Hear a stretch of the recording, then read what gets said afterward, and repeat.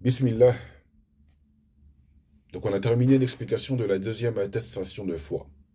Là maintenant on va voir ce qu'il a contredit. On va voir ce qu'il a contredit. Ce qu'on appelle l'innovation. El-bid'atu. El-bid'atu. Sa définition, qu'est-ce que c'est qu'el bid'a?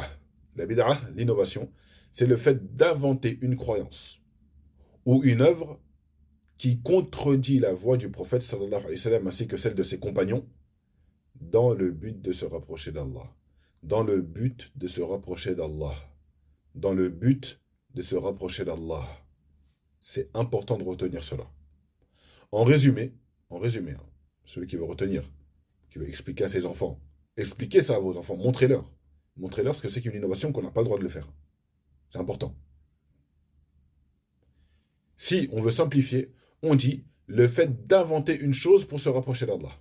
Il n'y a aucune preuve et toi t'inventes pour te rapprocher d'Allah Azzawajal. C'est une innovation. Bon, certaines personnes maintenant peuvent se poser une question. Est-ce que les innovations, l'innovation religieuse, est-ce que c'est autorisé en islam? Bon, avec la définition, normalement, vous avez un indice. La réponse est non. Certains, quand vous allez leur dire non, ils vont vous dire oui, mais les savants, ils ont divergé. Il y a l'imam An-Nawawi, rahimahullah, qui a autorisé. Taïb, on regarde. Nous, on a une règle d'or. On va l'appliquer, notre règle d'or, Inch'Allah ta'ala. D'un côté, on a des savants qui disent que toutes les innovations sont interdites.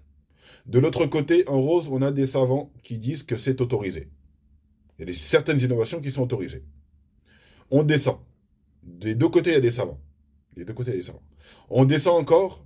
D'un côté, il y a des savants qui ont des preuves. De l'autre côté, il y a des savants qui n'ont pas de preuves. On va aller où? On va suivre qui? Attention, hein. Les preuves, c'est ça qui va nous ramener au paradis.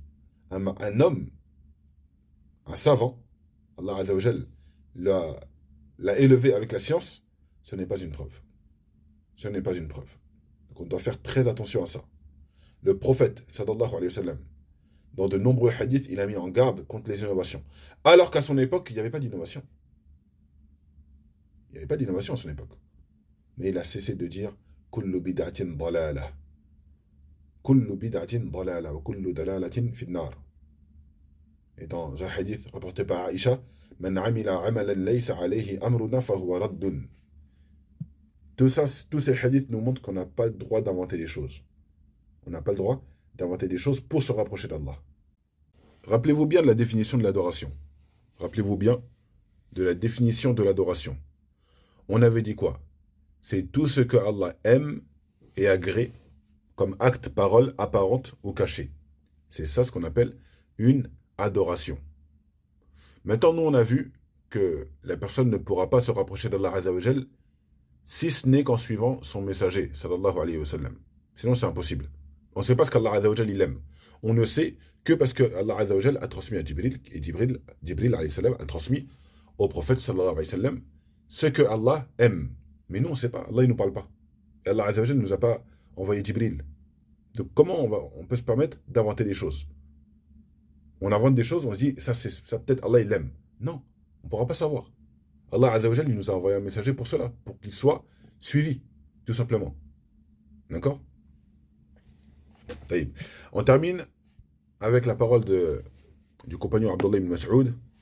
Hein, il est aussi surnommé Ibn Ummi Abd, radiallahu anhu. Ibn Ummi Abd, radiallahu anhu.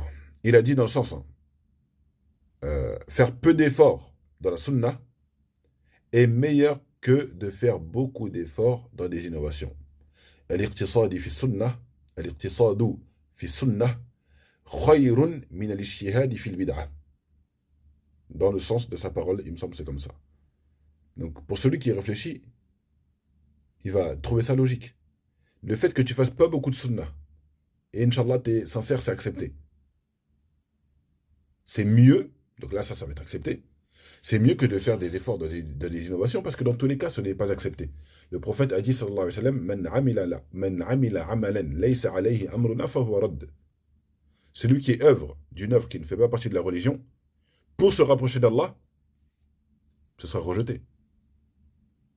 Certaines personnes peuvent se dire, ouais, mais moi j'étais sincère. Non, t'étais sincère, c'est bien, et heureusement. Et heureusement.